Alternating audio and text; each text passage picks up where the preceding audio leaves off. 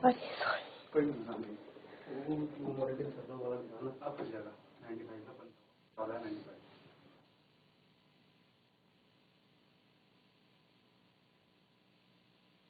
तक खोल दो यार, मैं 160 वाला ऑन करके आता हूँ।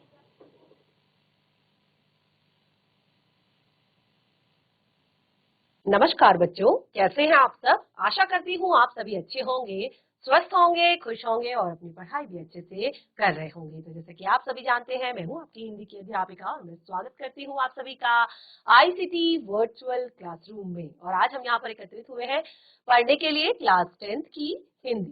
क्लास 10th की हिंदी में हम यहाँ पर पढ़ रहे हैं राम लक्ष्मण परशुराम संवाद, जो कि हमारी चित्रित पाठ्य पुस्तिका भाग 2 के सेकंड चैप्टर से लिया गया है। तो यहाँ पर हमने जो काफी सारे जो पद थे उनको हमने पढ़ लिया था और साथ ही हमने जो इसके रचयिता है तुलसीदास जी, उनके जीवन परिचय को जाना। तो यहाँ पर हमने पहले के जो 2-4 जो यहाँ पर हमारे चौपाइयां हैं, सोरठे हैं, उनको हमने पढ़ा। और इस तरह से देखिए, यहाँ पर हमने अपने लास्ट सेशन में अपने तीसरे जो हमारा यहाँ पर जो पद दिया गया है, जैसे हमने बहसी लखन बोले मृदवानी अहो मुनि सुकहा भट मानी पुनि पुनि मोहि देखाओ कुठारा चहत उड़ावन फू की पहारा पहारू इहा कुम्हार बतिया को नाही जे तर्जनी देखी मर जाही देखी कुठार सरासन बाना मैं कछु कहा सहिस अभिमाना भृगुसुत समुचि जनेऊ बिलो की जो कछु कहूँ सहु रिस रोकी सुर महिसुर हरिजन वरुगाई हमरे कुल इन पर न सुराई बधे पापु अप कीर्ति हारे मारत हूँ पा परिय तुम्हारे कोटि कुलसी सम बचन तुम्हारा व्यर्थ धरऊ धनुबान कुठारा। तो यहाँ पर जो है लक्ष्मण जी क्या कर रहे हैं, बहस कर रहे हैं किसके साथ, परशुराम जी के साथ। और क्या कह रहे हैं कि आप ये जो बार बार हमें फरसा दिखाते हैं, बार बार जो आप हमें ये कुल्हाड़ी दिखा रहे हैं, तो आप तो ऐसा लग रहा है कि फूंक से पहाड़ उड़ा देना चाहते हैं।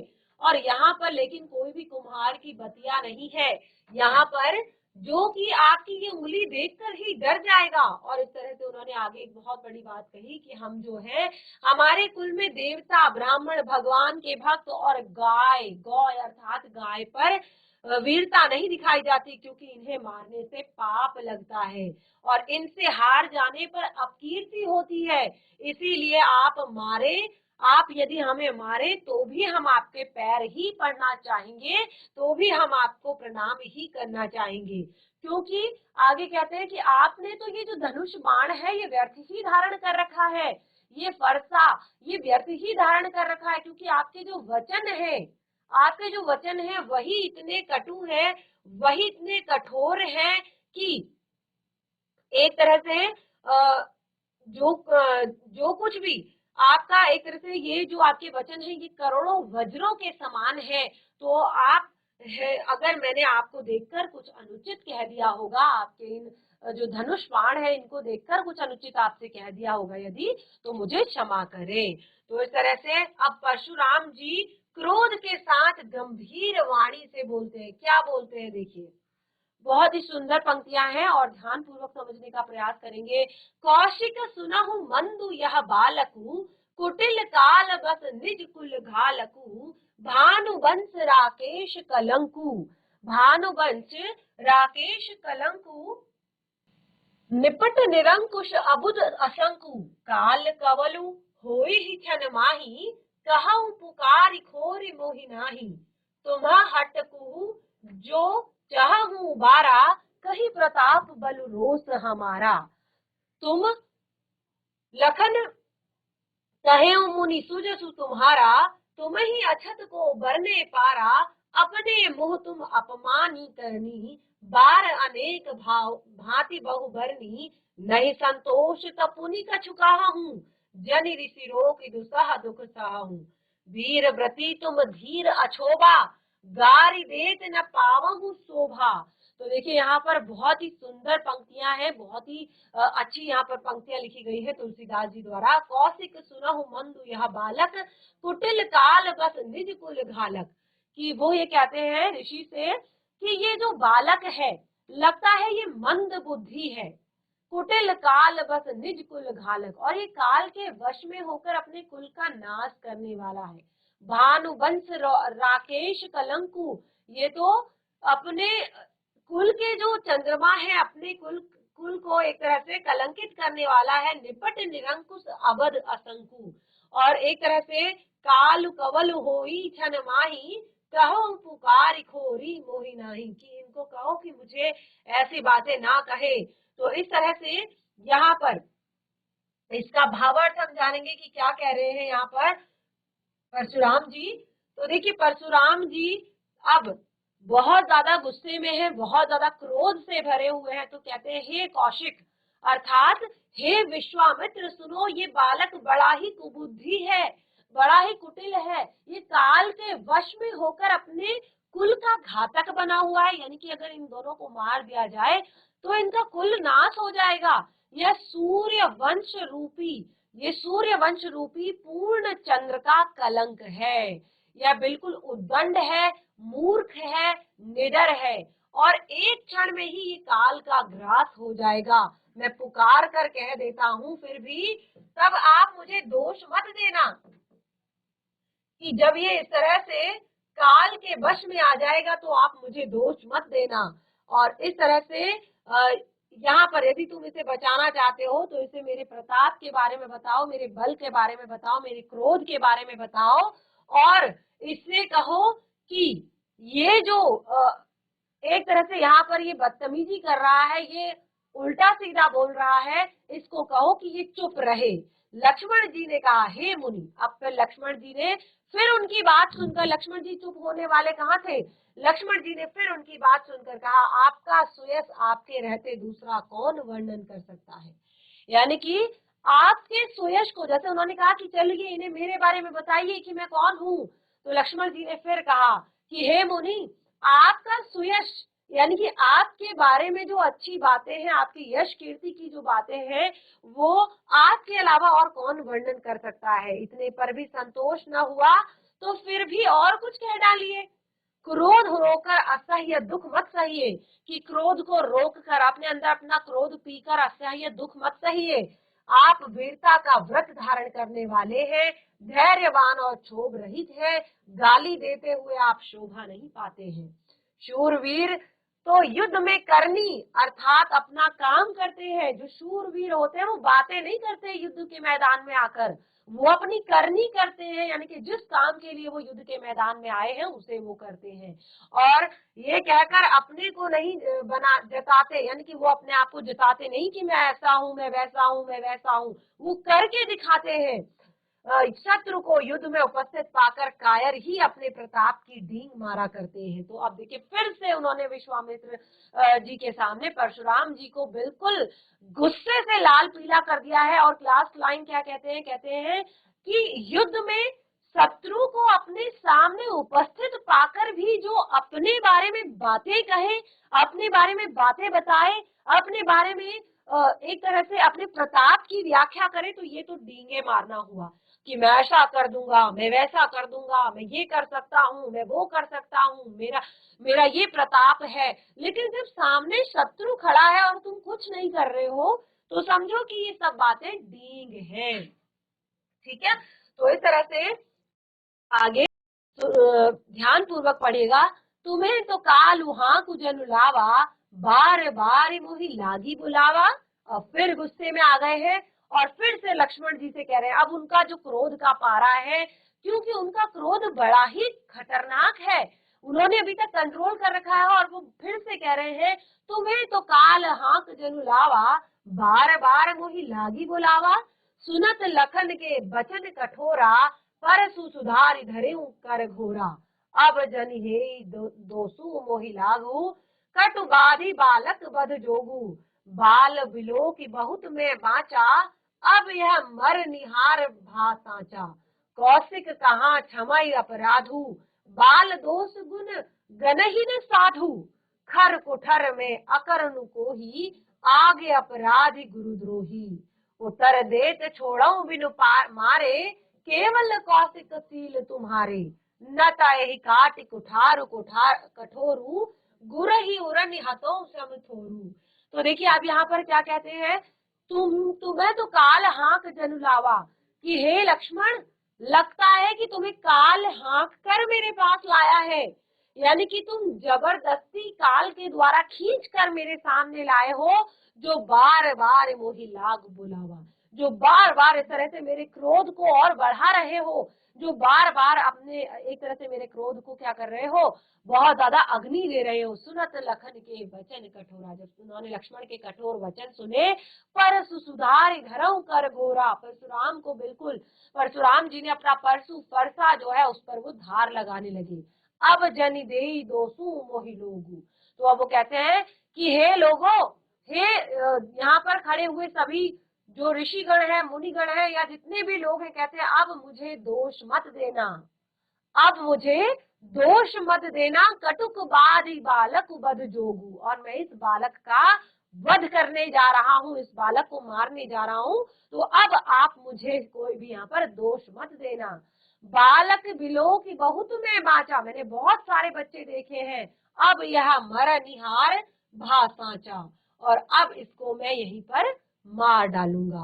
कौशिक कहाँ क्षमय अपराधु, और अब विश्वामित्र जी थोड़ा सा डर गए हैं, क्योंकि विश्वामित्र जी के साथ आए हैं दोनों बच्चे यहाँ स्वयंवर में, और उस टाइम पे अगर वहां पर लक्ष्मण जी को या राम जी को कुछ हो जाता है तो उनकी रक्षा की जो जिम्मेदारी है वो है विश्वामित्र जी के पास। तो विश्वामित्र जी कहते हैं, कौशिक कहा क्षमय अपराधु, कौशिक कहते हैं कि हे परशुराम, इस बालक के अपराध को क्षमा करो, बाल दोष गुण गणहीन साधु, कि बच्चों के, एक साधु महात्मा होकर आप बालक के गुणों को, बालक के दोषों को गिन रहे हैं। एक साधु संत होकर आप, चूंकि देखिए साधु संत क्या होते हैं, कौन होते हैं साधु संत, साधु संत होते हैं, संत वो होता है, साधु वो होता है जिसने अपना सर्वस्व त्याग कर दिया हो, लोभ मोह काम क्रोध जितनी भी चीजें हैं वो सर्वस्व त्याग कर दिया हो, वो संपूर्ण रूप से एक तरह से सन्यासी बन गया हो, साधु बन गया हो, तो वो क्या छोटे छोटे बच्चों के गुण दोषों को गिनेगा कि अरे तूने, हम गिनते हैं बच्चों के गुण दोषों को कि आप ऐसा मत करो, आप ये मत करो, ये मत खाओ, वहां मत जाओ, ऐसा मत बोलो, ऐसा मत करो। तो एक साधु के लिए ये बहुत ही छोटी बात है। तो उन्होंने कहा कि बाल दोष गुण गणहीन साधु, बच्चों के गुण, बच्चों के दोषों को साधु नहीं गिनते। खर कुठारी में अकर्णु को ही आगे अपराध गुरुद्रोही। तो देखिए वो कहते हैं कि यहाँ पर उन्हें आप आगे अगर कोई अगले बार से कोई ऐसा अपराध होगा तो उसके लिए आप क्षमा मत कीजिएगा। उतर देत छोड़ो बिनु मारे, और जैसे ही विश्वामित्र ने कहा तो उन्होंने बिना मारे छोड़ दिया। केवल कौशिकशील तुम्हारी, केवल तुम्हारी ये शालीनता, केवल तुम्हारी ये जो तन्मयता के साथ तुमने क्षमा मांगी है, इसी कारण मैं इसे छोड़ रहा हूँ। न तो ऐट काट कुठारो, नहीं तो अब तक मेरा कुठार, मेरा फरसा इसे काट चुका होता। गुरहि उरन हते उषम थोरे, गाधी गाधी सुनहु का हृदय हसी मुनि हसी, मुनहि हरई सूझ, अमय खाड़ न उखमय, अजहु न बूझ अबूझ। तो देखिए यहाँ पर क्या कहते हैं, भावार्थ में देख लेते हैं। तो यहाँ पर अब परशुराम जी क्या कह रहे हैं कि यहाँ पर ऐसा लग रहा है कि काल तुझे हाँक कर मेरे पास लाया है, जो बार बार बुला रहा है। लक्ष्मण जी के कठोर वचन सुनते ही परशुराम जी ने अपने भयानक फरसे को सुधार कर हाथ में ले लिया और बोले कि अब यहाँ पर खड़े हुए लोग मुझे दोष न दे, कड़वा बोलने वाला बालक अब मर जाने योग्य ही है। इस बालक को देखकर मैंने इसे बहुत बचाया था, पर अब सचमुच मरने के लिए ये तैयार है। विश्वामित्र जी ने कहा, अपराध क्षमा कीजिए, बालकों के दोष और गुणों को साधु लोग नहीं गिनते। अब परशुराम जी बोले, तीखी धार का ये कुठार, मैं दया रहित और क्रोधी और यह गुरुद्रोही और अपराध मेरे सामने उत्तर दे रहा है, अपराधी मेरे सामने उत्तर दे रहा है, इतने पर भी मैं बिना मारे इसे छोड़ रहा हूँ। तो हे विश्वामित्र, तुम्हारे शील, तुम्हारे प्रेम, तुम्हारी शालीनता के कारण इस कठोर कुठार से काट कर यदि परिश्रम से गुरु से उपक्षण हो जाता। विश्वामित्र ने हृदय में हंसकर कहा, मुनि को हरा ही हरा सूझ रहा है। विश्वामित्र जी ने, क्योंकि विश्वामित्र तो राम लक्ष्मण को जानते हैं, वो जानते हैं कि राम और लक्ष्मण कौन है, ठीक है। तो उनको लग रहा है कि यहाँ पर जो मुनि है, परशुराम है, उनको तो हर जगह अपनी जीत ही जीत दिखाई दे रही है, हरा ही हरा दिख रहा है उनको, अर्थात सर्वत्र विजय होने के कारण श्री राम को भी यह साधारण क्षत्रिय समझ रहे हैं। ऐसा लग रहा है कि हर जगह उन्हीं की विजय होती है, तो राम भी एक साधारण क्षत्रिय है, किंतु यह लोभमयी खाड़ अर्थात जो खड्ग है, ऊख की अर्थात खाड़ की नहीं है, जो मुख में लेते ही गल जाए। मुनि अब भी बेसमझ बने हुए हैं और इनके प्रभाव को समझ नहीं पा रहे हैं। तो वो कहते हैं कि मुनि जो है अभी तक बेसमझ बने हुए हैं, उन्होंने रामचंद्र जी के प्रभाव को अभी तक नहीं जाना है, रामचंद्र जी के विषय में अभी तक नहीं जाना है। तो देखिए बहुत ही सुंदर पंक्तियां यहाँ पर थी, और उसके बाद जो लास्ट हमारी यहाँ पर पंक्तियां हैं उन्हें पढ़ लेते हैं। कहूं लखन मुनि सील तुम्हारा, को नहीं जान विदित संसारा, मात पिता ही उरिन भरनी के, गुरु ऋण कहा सोचु बड़ जी के। सो जनु हमरे ही माथे काढ़ा, दिन चली गए ब्याज बड़बाड़ा, अब अनिय अव्यवहारिया बोली, तुरत देऊ में थैली खोली। सुनी कनु कटु वचन कुठार सुधारा, हाय हाय सब सभा पुकारा। सुभ्रग परस दिखावहु मोही, विप्र विचारी बचे नृप द्रोही। मिले न कवहु सुभट रन गाड़े, द्विज देवता धरही के बाड़े। अनुचित कहे सब लोग पुकारे, रघुपति सयन ही लखन निवारे। लखन उतर हाथ आहुति सरसी, भृगुवर कोप कृशानु, बढ़त देख जल सम वचन, बोले रघुकुल भानु। अब देखिए यहाँ पर फिर से एक बार फिर से जो लक्ष्मण जी है वो फिर से अपने आप को, एक तरह से उनका जो क्रोध है वो शांत नहीं हो रहा है। अब लक्ष्मण जी फिर से कह रहे हैं, क्या कह रहे हैं? लक्ष्मण जी ने फिर से कहा कि हे मुनि, आपके शील को कौन नहीं जानता। क्योंकि जब उन्होंने परशुराम जी से कहा ना कि मैं आपके शील यानी कि आपके स्नेह, आपके शील को कौन नहीं जानता, आपके प्रेम को कौन नहीं जानता, यह संसार भर में प्रसिद्ध है। आप अपने माता पिता से तो अच्छी तरह उड़े ही हो गए, अब गुरु का ऋण रहा, जिसकी जी में बड़ा सोच लगा है, वह मानो हमारे ही मत्थे काढ़ा था। बहुत दिन बीत गए, इससे ब्याज भी बहुत बढ़ गया होगा, अब किसी हिसाब करने को वाले को बुला लाइए, मैं तो तुरंत थैली खोल कर दे दूंगा। अब लक्ष्मण जी के कड़वे वचन सुनकर, यानी कि उन्होंने कहा कि आपके माता पिता तो धन्य हो गए होंगे, यानी कि उनको लगा कि अभी भी परशुराम जी समझ नहीं पाए हैं, अभी भी परशुराम जी को समझ नहीं आया है। वो अपने क्रोध के ही, देखिए जो क्रोध होता है ना, वो इंसान को क्या करता है, बिल्कुल एक तरह से बुद्धिहीन बना देता है, इंसान की बुद्धि को हर लेता है। यानी कि क्रोध में इंसान को कभी भी कोई भी निर्णय नहीं लेना चाहिए, गुस्से में इंसान को कभी भी कोई ऐसी बात, कोई भी ऐसा निर्णय नहीं लेना चाहिए, कोई भी बात ऐसी नहीं कहनी चाहिए। तो लक्ष्मण जी ने कहा कि आपके शील को कौन नहीं जानता, वे संसार भर में प्रसिद्ध है, और आप माता पिता से तो अच्छी तरह उड़े हैं, अब ये गुरु का ऋण है, आप इसे भी तार लीजिए, और मैं इसका ब्याज जो है कब से बढ़ गया होगा, तो मैं तो आपको थैली खोल कर दे दूंगा। तो लक्ष्मण जी के ये कड़वे वचन सुनकर परशुराम जी ने फिर से कुठार संभाल ली। अब उनसे कंट्रोल नहीं हुआ, अब वो नहीं रुक पाए, उन्होंने फिर से कुठार संभाल ली। सारी सभा हाय हाय करने लगी। एक तरह से लक्ष्मण जी ने फिर से कहा, हे भृगुश्रेष्ठ, आप मुझे फरसा दिखा रहे हैं, पर हे राजाओं के शत्रु, मैं तो ब्राह्मण समझकर आपको बचा रहा हूँ। आपको भी रणधीर बलवान कोई वीर अभी तक मिला नहीं है। हे ब्राह्मण देवता, आप घर में ही बढ़े हैं। यह सुनकर सब अनुचित है कहकर ये सब लोग पुकारने लगते हैं। यानी कि अब एक तरह से ज्यादा ही अपमान हो गया है क्योंकि देखिए लक्ष्मण जी कौन है? लक्ष्मण जी है साक्षात शेषनाग का अवतार। आप सभी को पता है रामचंद्र जी श्री हरि विष्णु का अवतार है और लक्ष्मण जी जो जिसमें वो शयन करते हैं श्री हरि विष्णु शेषनाग जी, उनका अवतार है। तो ये तो एक प्रभु की पूरी लीला चल रही है और ये अभी वो इंसान के रूप में है, लेकिन ये सारी लीलाएं तो पहले से रची गई हैं, ये सारी चीजें तो पहले से फिक्स है कि क्या होना है। अब परशुराम जी को बस इतना समझना बाकी है कि जो वो इतना क्रोध कर रहे हैं ये व्यर्थ है, क्योंकि यहाँ पर तो साक्षात श्री हरि नारायण और श्री लक्ष्मी का माता का विवाह हो रहा है। तो इसलिए वो बार बार उन्हें एक तरह से गुस्सा दिला रहे हैं कि कुछ ऐसा हो कि उन्हें प्रभु के दर्शन हो जाएं, वो सच्चाई उन्हें उनके सामने आ जाए।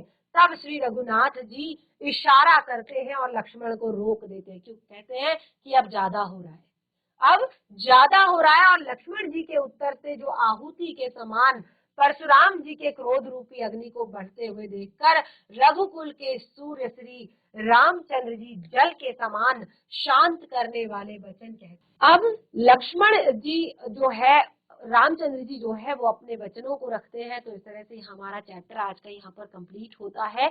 आगे आपने इसमें बहुत सारी चीजें आप रामचरितमानस में पढ़ सकते हैं, बहुत सारा ज्ञान आपको वहां से प्राप्त होगा। और जो हमने ये अपना चैप्टर कंप्लीट किया है, इससे जुड़े हुए कठिन शब्द, इसका भावार्थ, पाठ से जुड़े हुए प्रश्नोत्तर, सभी कुछ अपनी कॉपी में नोट डाउन करने की कोशिश करें। कहीं पर भी कोई डाउट होता है, कोई चीज समझ में नहीं आती है, तो उसे नेक्स्ट सेशन में क्लियर करें। तो इस तरह से आज का सेशन हमारा यहीं पे समाप्त होता है। हम मिलेंगे अपने नेक्स्ट सेशन में, तब तक के लिए धन्यवाद। आपका दिन शुभ हो।